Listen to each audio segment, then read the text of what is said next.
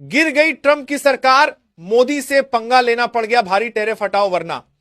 जी हां दोस्तों, international media से जो खबरें सामने आ रही हैं, उन्होंने वॉशिंगटन से लेकर न्यूयॉर्क तक हलचल मचा दी है।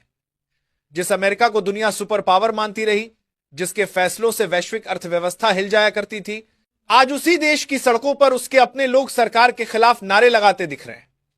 हालात अब सिर्फ विरोध प्रदर्शन तक सीमित नहीं है, बल्कि ये सिस्टम के लिए खुली चेतावनी बन चुके हैं। उस सिस्टम के लिए जिसे लगता था कि उसकी नीतियां कभी गलत हो ही नहीं सकती।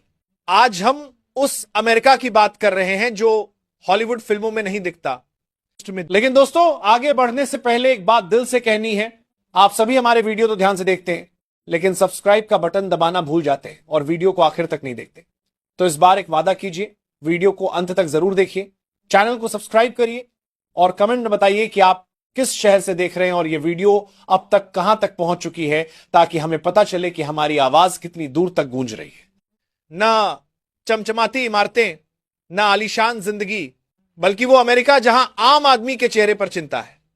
लोग अपने बच्चों का हाथ पकड़कर सड़कों पर उतर आए हैं। हवा में डर है, गुस्सा है और सिस्टम के खिलाफ भरा हुआ आक्रोश है।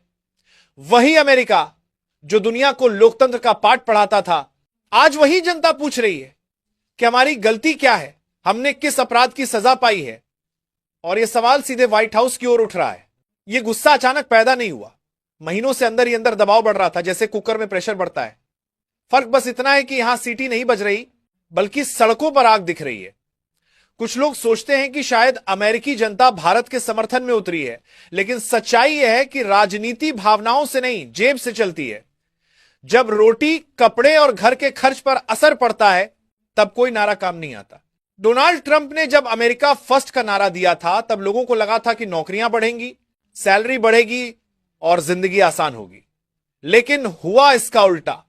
भारत और चीन जैसे देशों से आने वाले सामान पर भारी टैरिफ लगा दी गए। सरकार को लगा कि इससे दूसरे देश दबाव में आ जाएंगे, लेकिन यह भूल गई कि उन सामानों को खरीदता कौन है। नतीजा यह हुआ कि सामान महंगा हो गया और उसकी कीमत आम अमेरिकी नागरिक ने चुकाई। आज अमेरिका में पेट्रोल, ग्रोसरी, दूध, ब्रेड, अंडे, फल, सब कुछ पहले से कहीं ज्यादा महंगा है।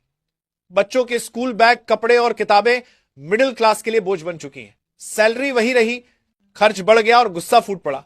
सड़कों पर खड़े लोग कोई प्रोफेशनल प्रदर्शनकारी नहीं हैं, बल्कि वही लोग हैं जो कभी ट्रंप की रैलियों में ताली बजाते थे। आज वे पूछ रहे हैं कि क्या यही अमेरिका को महान बनाने का तरीका था। महंगाई अब सिर्फ आंकड़ों में नहीं, बल्कि लोगों के किचन, लंच बॉक्स और बैंक अकाउंट में है। और जब महंगाई इस स्तर पर पहुंचती है तो सरकारें हिलने लगती हैं। अब ट्रंप के लिए सबसे बड़ा खतरा कोई विदेशी देश नहीं, बल्कि उनकी अपनी जनता है। क्योंकि राजनीति का कड़वा सच यही है कि आप दुश्मनों से लड़ सकते हैं, अपने वोटर से नहीं। इसी दबाव में व्हाइट हाउस के अंदर भी खलबली मची हुई है। जिन टैरिफ को ताकत समझा जा रहा था, वही अब कमजोरी बन चुके हैं। इंटरनेशनल रिपोर्ट्स बता रही हैं कि भारत से आने वाले सामान पर लगाए गए 25% टैक्स को हटाने या कम करने पर गंभीर चर्चा चल रही है। यह चर्चा सिर्फ मीडिया में नहीं, बल्कि अमेरिकी संसद और कमेटियों के भीतर हो रही है। भारत के लिए यह स्थिति गर्व और सतर्कता दोनों की है। गर्व इसलिए कि आज भारत की अहमियत इतनी बढ़ गई है कि अमेरिका जैसे देश को झुकना पड़ रहा है, और सतर्कता इसलिए कि दबाव में कोई भी सुपर पावर जल्दबाजी में फैसले ले सकता है। विशेषज्ञ मानते हैं कि अमेरिका को महंगाई से राहत चाहिए तो भारत के साथ ट्रेड नॉर्मल करना ही होगा। जैसे ही सप्लाई बढ़ेगी, दाम अपने आप नीचे आएंगे। अब सवाल यही है कि क्या ट्रंप हालात को देखकर यू टर्न लेंगे या ईगो की लड़ाई में सब कुछ और बिगाड़ देंगे। इतिहास गवाह है कि जब सत्ता खतरे में होती है तो नीतियां बदलती हैं। हवा का रुख बदल रहा है, बयान बदल रहे हैं, और बहुत मुमकिन है कि आने वाले दिनों में टैरिफ हटाने का ऐलान भी सुनने को मिले। अगर ऐसा हुआ तो यह सिर्फ व्यापारिक फैसला नहीं, बल्कि इस बात का सबूत होगा कि आज की दुनिया में भारत को नजरअंदाज करना किसी के लिए भी मुमकिन नहीं है।